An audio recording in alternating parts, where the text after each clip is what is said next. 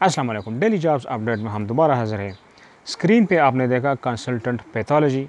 तफसील में जाने से पहले अगर आप चैनल पर नए हैं और जॉब की तलाश में है तो चैनल को सब्सक्राइब कर लें, साथ में घंटी के निशान आल पर भी क्लिक कर लें। इससे हमारे हर आने वाले जॉब्स इंफॉर्मेशन आपको रोज़ाना के हिसाब से मिलते रहेंगे।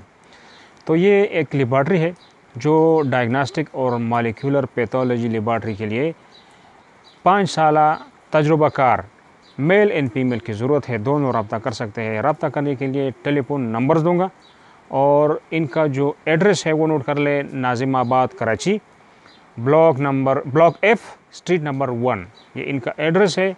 और टेलीफोन नंबर 021-3678-9400 और 021-3664-9866, ये इनका नंबर है। आप रब्ता कर लें, अपना जो पूछना है उनसे पूछ लें, उसके बाद आप जाके उनसे मिल लें। तो ये थी हमारी आज की अपडेट कराची के लिए। नेक्स्ट अपडेट के लिए खुदा हाफ़िज़।